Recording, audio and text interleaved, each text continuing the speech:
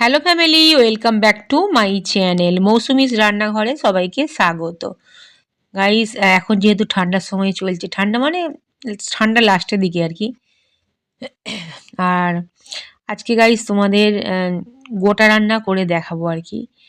তো গোটা রান্নাটা অনেকের আছে বাড়িতে নিয়ম, আবার অনেকেরই নেই। তো যাদের নেই, যারা জানো না, তো তাদের জন্য অ্যাকচুয়ালি আজকের রেসিপি। আর যাদের আছে তারা তো বাড়িতে বানায়, তাই না? যাই হোক, এই গোটা রান্নাটা সরস্বতী পুজোর দিন সন্ধ্যাবেলা রান্না করা হয়। আর সরস্বতী পুজোর পরের দিন এটাকে বাসি খাওয়া হয়। মানে এই তরকারিটা রান্না করে ফ্রিজে কিন্তু রাখে না, ঠিক আছে? তরকারিটা রান্না করে সরাসরি এমনি আর কি, মানে বাইরেই, ফ্রিজের বাইরেই চাপা দিয়ে রাখা হয়। তো তার পরের দিন এটা খাওয়া হয় বাসি। তো তাতে কিন্তু তরকারির টেস্টটাও বেড়ে যায়।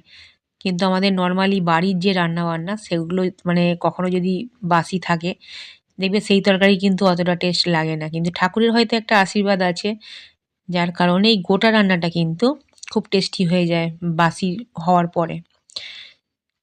গরমে কিন্তু খেতে ভালো লাগে। যাই হোক, তো গোটা রান্নার মানেই হচ্ছে সব সবজি টবজি কিন্তু গোটা গোটা দিতে হবে।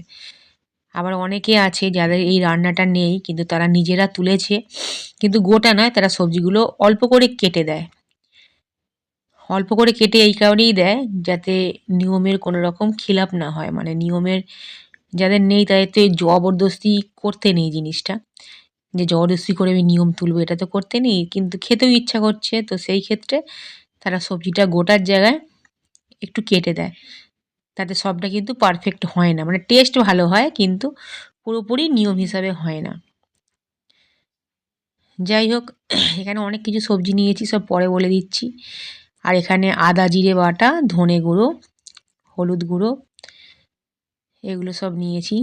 আচ্ছা, সবার প্রথমে বলি গাইস, সবার প্রথমে কড়াতে, এই কড়াতে নয়, এটা হাঁড়িতে করলে টেস্ট ভালো হয়।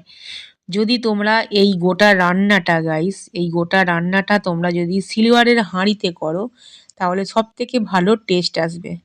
এমনি সিলভারের হাঁড়ি, মাটির হাঁড়িতে যে কোনো রান্নার টেস্ট হয়। আর সিলভারের হাঁড়িতে যদি চাপা দিয়ে দিয়ে করো তাহলে কিন্তু দুর্দান্ত টেস্ট হয়, কড়ার থেকে অনেক ভালো টেস্ট আসে। যাই হোক, এখানে একটা সিলভারের হাঁড়ি নিয়েছি, তাতে জল দিয়ে দিয়েছিলাম, অল্প পরিমাণ দিয়েছি কারণ সবজি থেকে কিন্তু অনেক জল বেরোবে। তো জল দিয়ে আগে ৫ কড়াইটা দিয়ে দিয়েছি, ৫ কড়াইটা মোটামুটি 20% 30% সেদ্ধ করে নিয়েছি, মানে ২০ ভাগ ৩০ ভাগ সেদ্ধ করে নিয়েছি। তারপরে শাক আলু দিয়ে দিলাম, রাঙালুটা একটু লাস্টে দিলেই হয়। যেই সবজিগুলো তাড়াতাড়ি সেদ্ধ হয় সেগুলো একটু লাস্টের দিকে দিতে হবে। যেগুলো একটু সবজি মানে যে সবজিগুলো একটু দেরি হয় সেদ্ধ হতে, সেগুলো আগে দিয়ে দিতে হবে। যাই হোক, প্রথমে আমি শীষ পালং লাগবে এতে, শীষ পালং, তারপরে গোটা গোটা শিম, তারপরে গোটা গোটা রাঙালু, গোটা গোটা কড়াইশুঁটি, গোটা গোটা বেগুন, আর কি বলবো, এই ধরনের। আর গুঁড়ো যে নতুন আলু না গাইস, গুঁড়ো নতুন আলু এতে লাগবে। সব সবজি কিন্তু গোটা গোটা থাকবে, ঠিক আছে? তো গোটা গোটা দেয়া হয় বলেই এই রান্নাটার নাম হচ্ছে গোটা রান্না। পালং শাকটা অনেককে আমি দেখেছি যাদের নিয়ম আছে, তারা অনেক বড় বড় করে ডাঁটাগুলো কাটে পাতা শুদ্ধ। মানে একটা গাছকে, পালং শাক গাছকে মনে হয় মানে কি বলবো, ২ ভাগ ৩ ভাগ করে দিয়ে দেয় বড় বড় শীষ পালং, আর এতে শীষ পালং লাগেই একদম। আর অনেকে আবার শীষ পালং একটু লাউ শাক দেয়, যাদের যেমন নিয়ম। লাউ শাক আর শীষ পালং মিশিয়ে কিন্তু গোটা রান্নাটা করে। আবার অনেকে শুধু শীষ পালং দিয়েই করে, শীষ পালং ছাড়া গোটা রান্না অ্যাকচুয়ালি হবে না। তো যাই হোক, আমি আবার এতে, যেহেতু আমি তোমাদের রেসিপি শেয়ার করার জন্য দেখাচ্ছি, গোটা রান্নাটা না গাইস আমার বরাবরই কিন্তু খুব পছন্দের। যাই হোক, এতে অনেকটা পরিমাণ তেল লাগবে তবেই কিন্তু ভালো লাগবে। আর তোমরা একটা জিনিস নিশ্চয়ই খেয়াল করেছো গাইস, যে সব সবজি কিন্তু একদম ডবগা সেদ্ধ করা হয়েছে এইখানে, একদম ডবগা, ঠিক আছে? তো ডবগা ওদিকে সবজিটা সেদ্ধ করে নিয়েছি, তারপরে ফোড়ন আর অল্প একটু মশলা, ঠিক আছে? তো সেগুলো এতে একটু মানে ভেজে নেওয়া হয়েছে আর কি।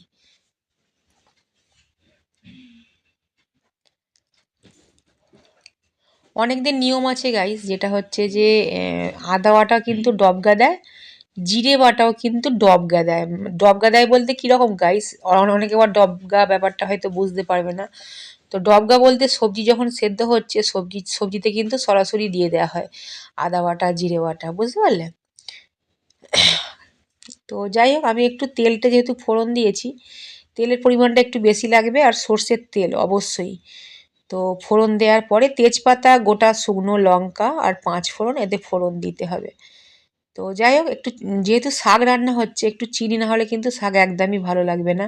তো চিনি চিনি যেহেতু ছিল না, ওই জন্য আমি বাতাসা দিলাম, গুড়ের বাতাসা। তো এখানে সব সবজি খুব সুন্দরভাবে সেদ্ধ হয়ে গেছে, কড়াই সেদ্ধ হয়ে গেছে। আর আমি এই গোটা রান্নাটাকে আরেকটু হেলদি বানানোর জন্য বিট দিয়েছি গাইস, বড় বড় করে বিট কেটে দিয়েছি। ঠিক আছে, বিশ্বাস করো গাইস, এত ভালো খেতে হয়েছিল, আর এটা কিন্তু পুরোপুরি রেডি হয়ে গেছে। এবার অনেকেই আছে গোটা রান্নায় না লাস্টে একটু কাঁচা সর্ষের তেল ছড়িয়ে দেয়। তো কাঁচা সর্ষের তেলের ফ্লেভারটা সত্যি বলতে আমার একদমই পছন্দ নয়, আমি কোনো রান্নাতেই ঝট করে এটা ইউজ করি না। তো যার জন্য আমি কিন্তু গোটা রান্নাতেও দিই না, ঠিক আছে? তো যাই হোক, রেডি হয়ে গেছে আজকের রেসিপি গোটা রান্না, সরস্বতী পুজো স্পেশাল গোটা রান্না। অবশ্যই মানে তোমরা জানিও আমায় যে কীরকম লাগলো তোমাদের।